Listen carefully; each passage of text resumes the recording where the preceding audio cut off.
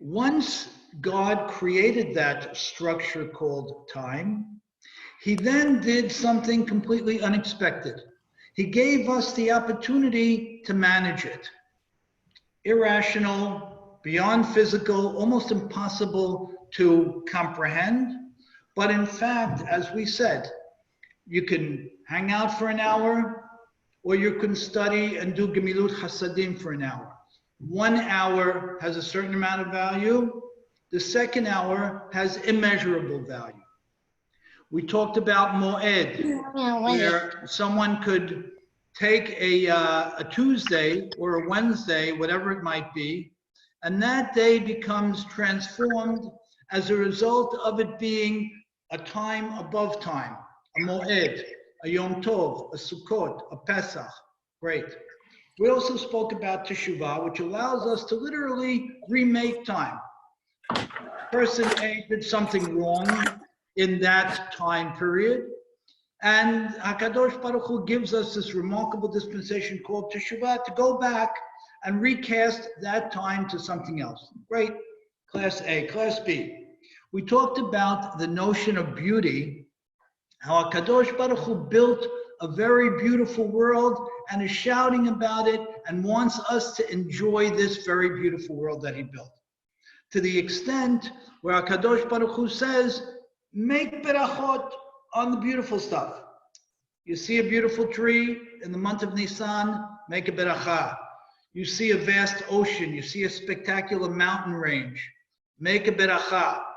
Thank God, appreciate life, that you're there to see that beauty. It's a very special dispensation that Yahadut brings, that Judaism brings.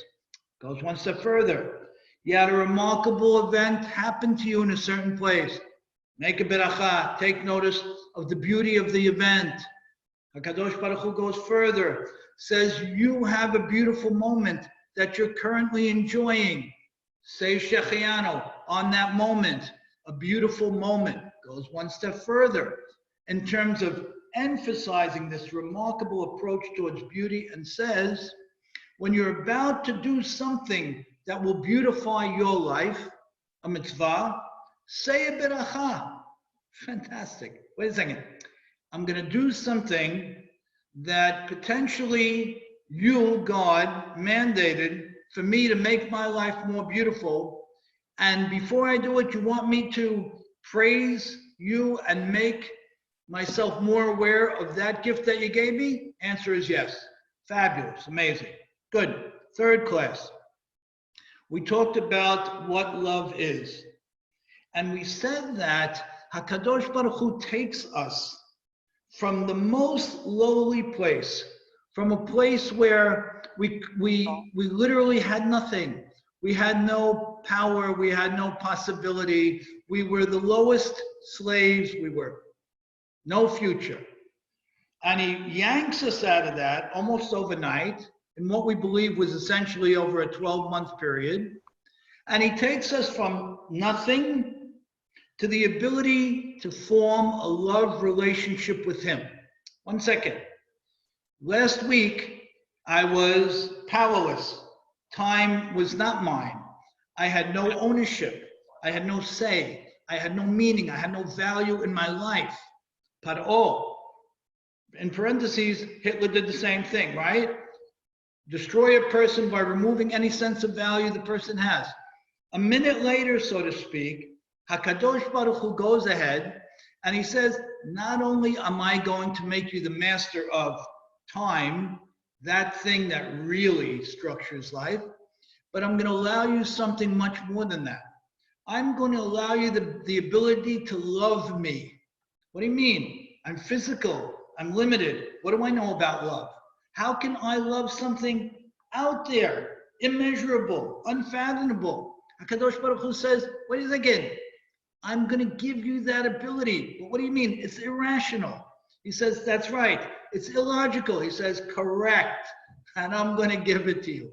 I'm going to give you, man, lady, child, young and old, the ability to love me and to be loved by me.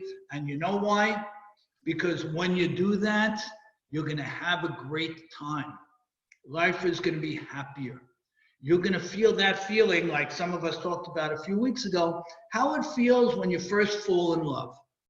That energy, that excitement, that sense that I'm walking above the sidewalk in my own rhythm, in my own place, in a place that's special, that's beyond where everybody else might be. Finally, we took those three, and last week we spoke about the you and me seder, where we took something that many of us were apprehensive about, were concerned about, even some of us cried about, and we reframed it to make it an experience where we can couple together those things that we had learned before and appreciate and celebrate not the moment, but the overall life experience. And one of the suggestions was, just to drive that point home, to bring photo albums and put them on the table. That's what we said. Bring photo albums and put them on the table. Why? Because rather than feeling the absence of the person I love, celebrate all that you enjoyed with that person. Great.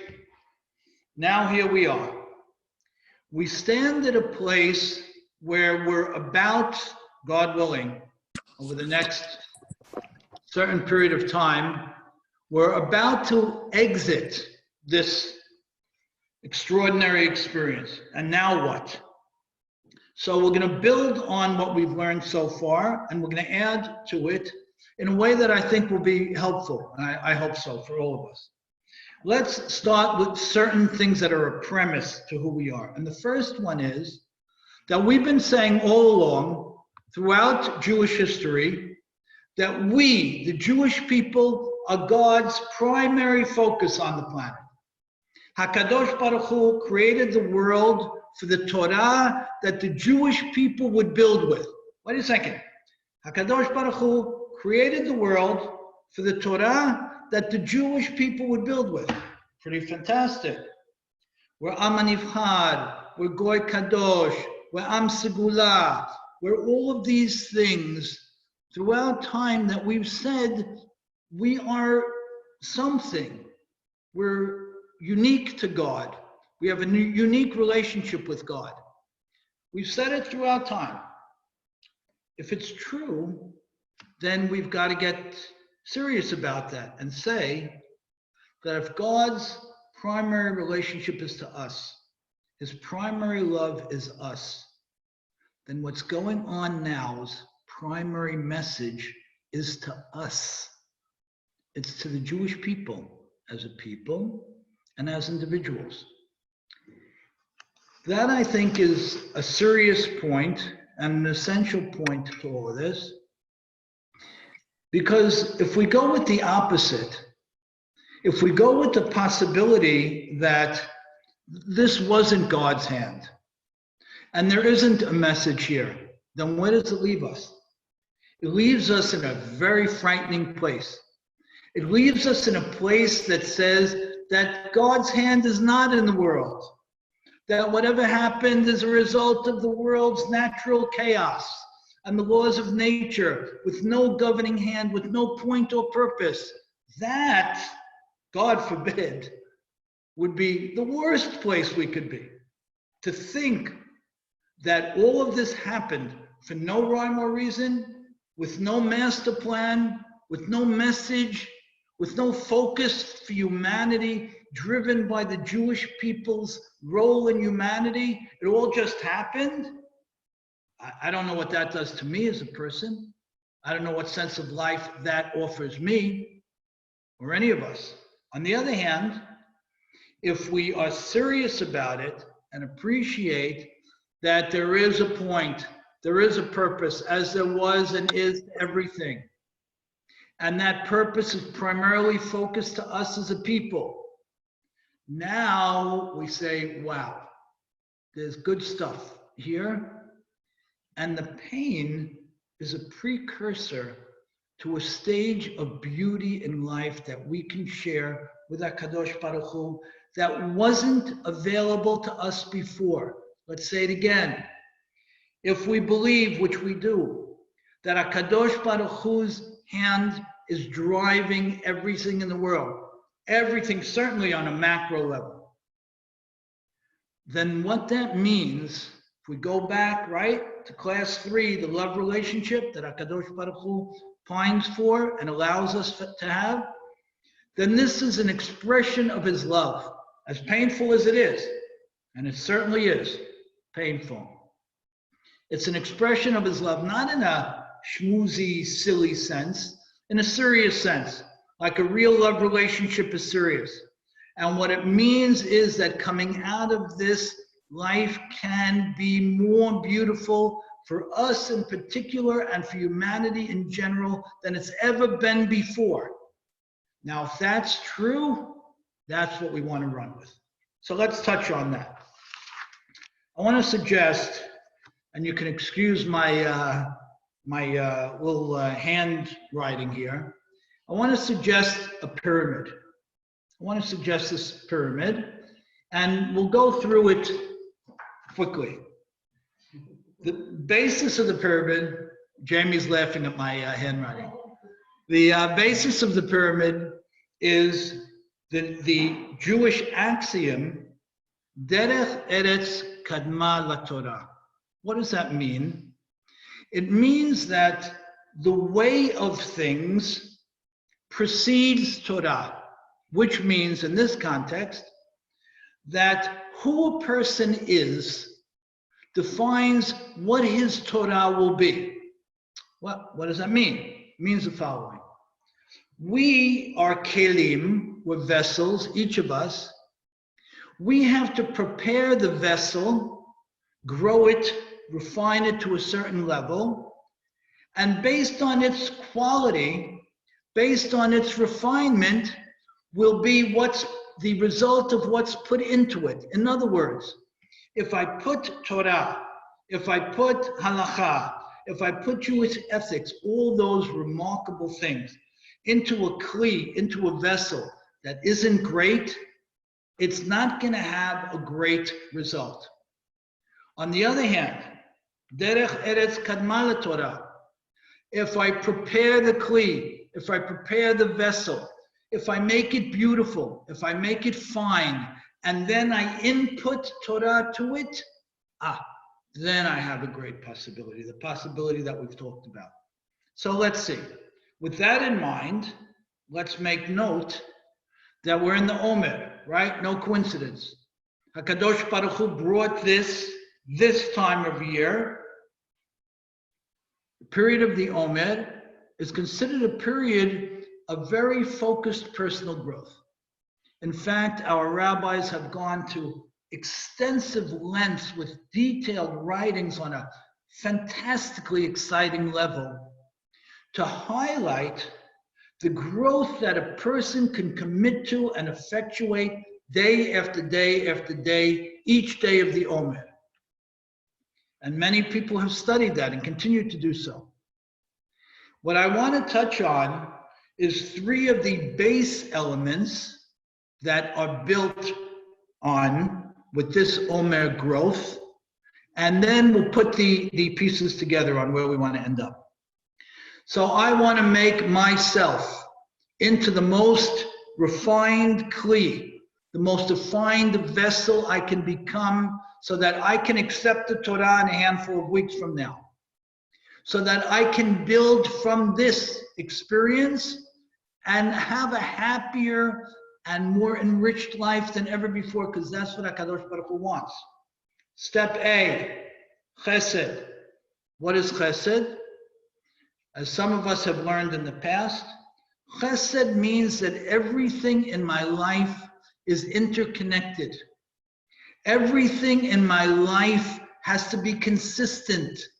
There has to be genuity and integrity in all that I do, which means I have to be the same person in my living room and express the same core values in my boardroom, in the synagogue, when I'm on a trip, when I'm alone, when I'm with my children. Chesed is that absolute integration of everything in the world, but it's primarily the integration between me and me. So if I want to set a platform, the base of the triangle, to build a happier, more enriched, more beautiful life after this experience, the first thing I've got to do is put a chesed check on me. Let's see, am I consistent? Do I have those immovable principles, those things that I care about immeasurably and try to commit my life to and never sway from? Those immovable things that I want my children to see in me and my grandchildren, and for that to be my defined eternity, how consistent am I with those things? So step A in building this pyramid of growth and a greater life possibility is to appreciate I have to first become better to make my Torah better. What's foundation axiom A? Chesed. What does chesed mean? Sure, it means being nice to another person, but that's not its core definition. Its core definition is making me consistent. Toho kevaro. Everything inside of me, everything outside of me is consistent. I think about my words, I measure my words, I choose my spots, I choose my friends, I choose my commitments. I carefully refine who I am so that what I live and express and whom I share with is all about what I really care about. That's the beginning of this fabulous foundation of growth. Step 2, as personified by Yitzhak Avinu, is the concept of Gevurah. Now, Gevurah is often mistaken with the word Koach. They both are in the same zone. Koach is physical power, outward, overt power, and Gevurah is power, but it's an internal strength, and we call it restraint. Gevurah is restraint. Now, what does restraint mean? Rashi has a beautiful interpretation in Parashat Kedoshim on the first couple of words, Kedoshim to you, and he says that a person should be parush min hamutar. That a person who's, going back to step 1, sensitive and aware of who he wants to be, and she, now should draw his or her own boundaries around his settings, his relationships, his actions, his business deals, and restrain himself from things that may challenge or compromise the core values that he wants for himself. Wow, wait a minute. So you're telling me that not only do I have to be concerned about halacha, but I have to go one step further and express gevurah, which means I have to restrain myself and qualify the people and the places. Listen to what he's talking about. And the answer is absolutely yes. The answer is absolutely yes. I choose my friendships. I choose my life circumstances. I choose my involvement. There are few things that demand more courage than this. Nice people, fun situation, but I don't grow as a result. I shouldn't be there. I don't have to lose contact with that person, but I have to be very sensitive to what that person or that circumstance or that situation is helping me build. The last of the 3, and this is the foundation that we'll set for today, is emet. And that's personified by Yaakov Avinu. And what is emet? Emet is this inner voice that maybe it's HaKadosh Baruch Hu inside of us, or what he places inside of us, which is there no matter what, forever, and which means no matter what I do, or what I say, or how hard I try to shout it down, can never be muted, can never be extinguished. That emet that's in me, that godly, absolute, unequivocal truth that's in me, can't leave me. And by the way, we're all very clever, and men are much more clever at this than women, in trying to shout down that emet, rationalize it, manipulate it. That made sense over here, doesn't really work over there. That was then, this is now. I'm going to try it, I'm going to leave it, I'm going to this it. What we want is to make sure that we are striving constantly to get back to our emet, to our sense of truth, because it can't be silenced. So let's pull the pieces together and we'll begin to structure it all. What we're making a very clear claim, a very strong point. And that point is that the person, that the Jewish people is the chosen people and a choosing people. We are a choosing people. We have the ability to choose and to lead and to live. That's who we are. With that in mind, we are also reminded of the fact that God's hand is overtly directing all that happens. With that in mind, we understand that we have to begin to build a higher and better and happier life as a result of this. We start bottom of the pyramid. Chesed, Gevurah, Emet. Integrity and ingenuity, consistency, restraint, and a determined effort to claw back to who I know I am and I want to be. How fabulous is that? You know, when we see what's going on, one thing has become unequivocally clear. And that is, you know, when people used to say, you know, you don't take it with you, right? People used to say you don't take it with you. I used to feel a little bad about that, honestly, because I said, wait a minute, all the beautiful things I built into my life, those things that HaKadosh Baruch Hu allows us to enjoy, that we worked hard to accomplish, hard to achieve, and to acquire, nothing, zero. And the answer was zero. When you leave this world, you take nothing from that. We all know this. And as I said, in the old days, it would really bother me. And I felt some level of loss as a result of it. Now I appreciate that it's very much the opposite.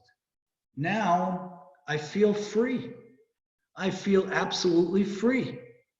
That I'm not taking any of that. Eventually, it doesn't mean anything. So why worry about it so much?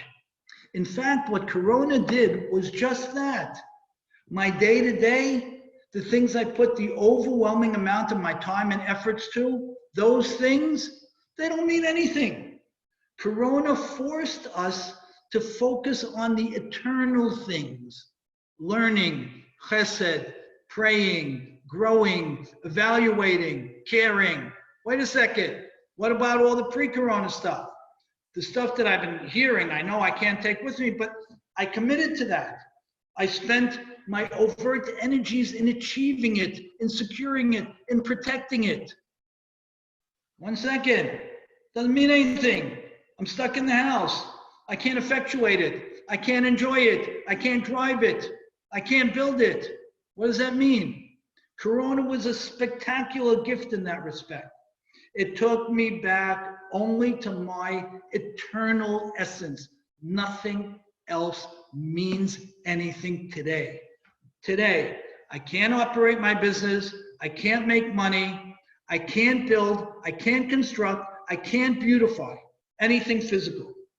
The only thing I can do today is build me as a person, build my commitment and my understanding of Torah, build my relationship with HaKadosh Baruch Hu. That's all I can do. That's all I can do. And build, and interestingly, and I think this is fascinating as well, the only other thing I can do is build a relationship with those closest to me. And I think this is fabulous. The people who I take for granted, who are the closest to me, a spouse, a child, a grandchild, those people are either with me, just that person, or have been pulled away from me, which means I'm rethinking everything. I'm rethinking the love I have for the person closest to me, because there isn't anybody else to talk to in the room. And I'm also thinking about the love of those people I can't hug right now. So what do we got? We have Derech Eretz Kadma Torah. What type of vessel am I? We have Chesed, Gevurah, Emet. What are my core principles? What are the axioms? And do I stay true to them? And the awareness that, you know what? In Corona, everything, not everything, but the overwhelming majority of things that I spent most of my life caring about mean absolutely nothing. How unsettling is that? How scary was that in the beginning? It was incredibly scary for me. I didn't understand it. And now, in our fourth or fifth or whatever week we're in of this, I feel incredibly light. I feel free. I don't have to worry so much anymore, because you know what? It can all be taken away in a second. And at the end of things, nobody's going to care about it anyway. And I have no relationship to it at all. I want to tell you just a nice quick story. I went to visit Rabbi Isaac Yedid on Purim Day, Mishloach Manot. So I walked in, and we were sharing beautiful stories with each other. He about his father, the Hamyom Tov Yedid, former chief rabbi of Halab, and me about my father. And he spoke about some of the things that his father committed his life to, and I did the same. And I spoke about one interesting portion of my father's life, and that was, and some of you have heard the story, when he was 80 years old, his saying was, "Son, there's not an inch of room in the synagogue, not an inch." And he felt very strongly that it was very important to double the size of the synagogue at that time. And he was 80. It was a different period in the community, and the committee and many of the people in the Kahal were very concerned and frightened about it. And I'll never forget one Shabbat morning when he got up from the pulpit and spoke about it, how he was overwhelmingly shouted down, and to a point where it was extremely, extremely heartbreaking. And as it turned out, he and Saul Ashkenazi, a 70-year-old, ended up doubling the size of the synagogue in 4 years.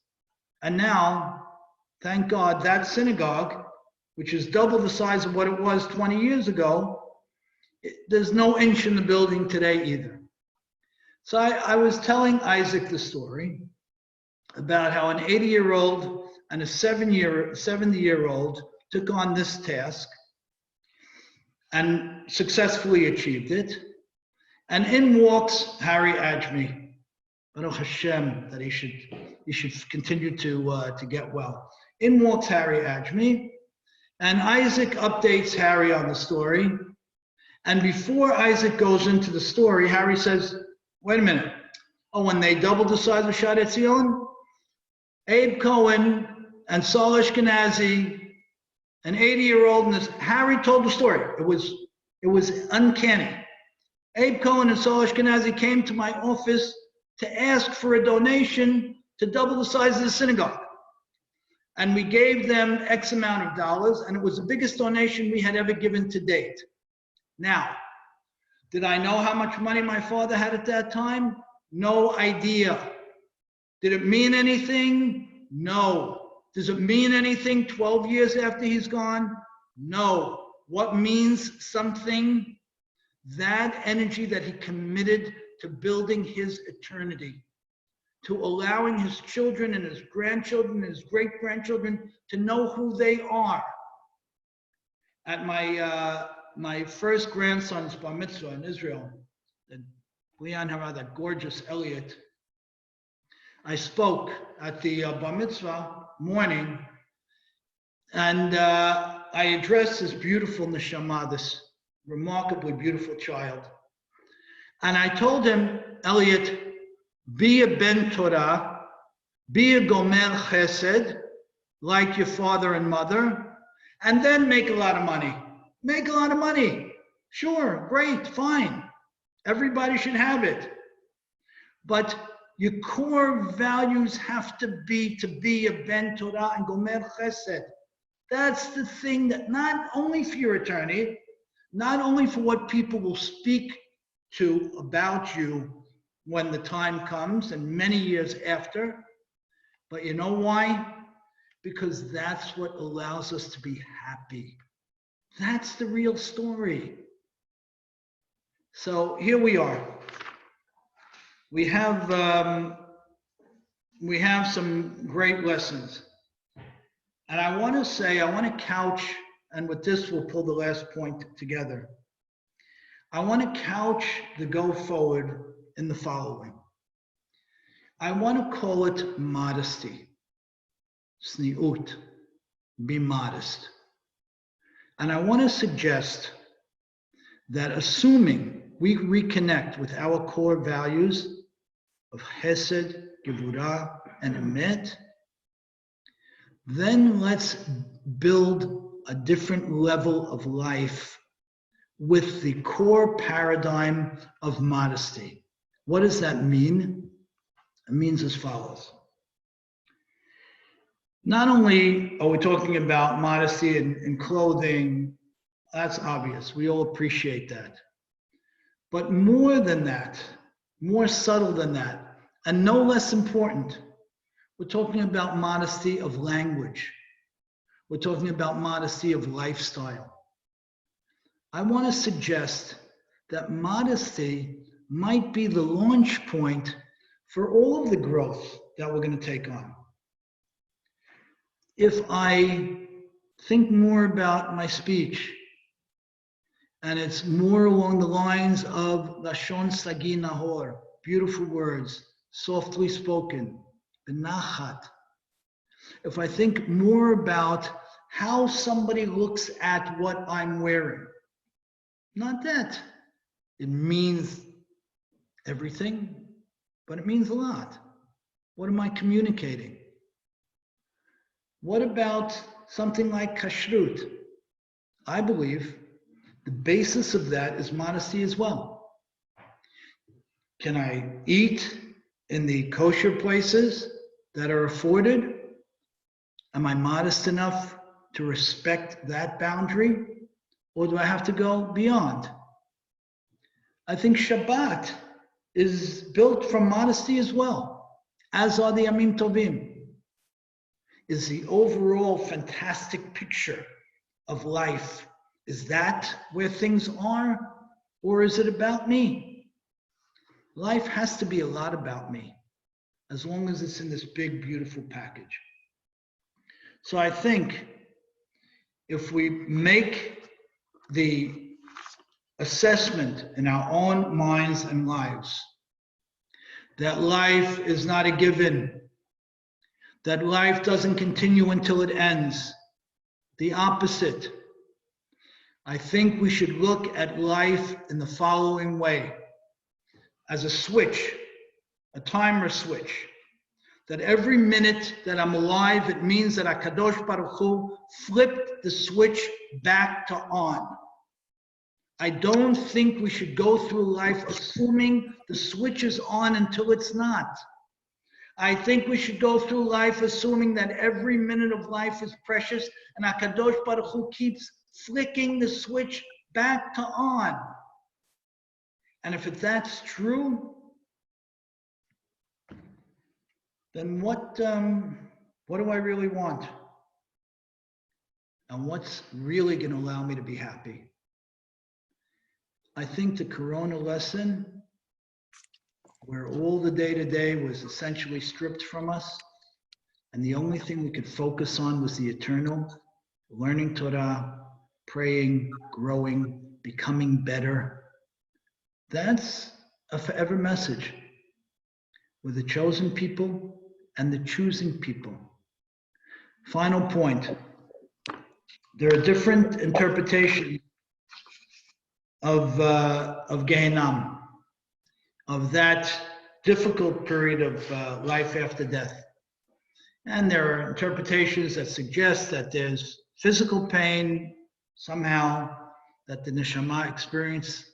And there are all different types of interpretations. And the one interpretation that I find most instructing and helpful in my own life is that Gehenna is the neshama in a place where it looks at all the capacity, all the opportunity, all the talent that HaKadosh Baruch Hu gave it as a soul, as a unique individual, and what it was able to achieve of long-lasting value.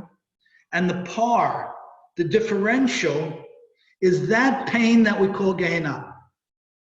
The closer a person is to who he has the capacity to be and the talents and the level that she was built to achieve, the shorter that par, the shorter that painful period after 120 years.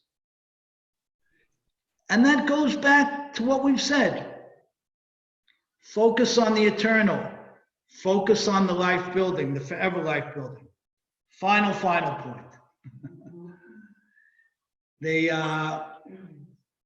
done a lot of camera stuff in the last couple of weeks, and zooming this and zooming that, and some of us have become almost experts on things like Instagram and Facebook and YouTube, right? Gaily Rich, right? Almost become almost an expert on these things. One of the things that comes to mind is a suggestion I made to people a number of years ago, and I want to make it again today, and with this we'll close. And that is that let's spend our lives walking, speaking, doing, as if a camera was focused on us, maybe a Zoom camera, whatever it might be, 100% of the time, 100% of the time. And the camera recorded everything we do and we say. And that camera had a direct outlet to the people we love and care about most, to those whose respect is most important to us. Camera on everything. Essentially, there is one, but we don't necessarily feel it. But if we imagined that that camera is not only being viewed by HaKadosh Baruch Hu, but it's being viewed by the people I love, the people I cherish, the people I would give anything for, then my actions will be on a higher level. They'll be more enriching. They'll be more forever. They'll be more important. They'll be of greater value. There might be more modesty. There might be a greater adherence to all the things that we know are beautiful and make us happy, because we know that everything we do is in some type of camera transmission, and it becomes forever imprinted on me. It's my legacy, and one way or another, it becomes who my children and grandchildren are. So if we imagine that camera on us, and we're happier because we've been freed by some of the things that we thought was so important pre-corona, we're talking about a fantastic gift. Painful, very painful, but a fantastic, essential gift that HaKadosh Baruch Hu gave us to be happier and our lives richer. I hope and pray and believe that that's where we are. I have no doubt, as I said in one of the short video pieces, that we are already better people. We already know so much more than we did before.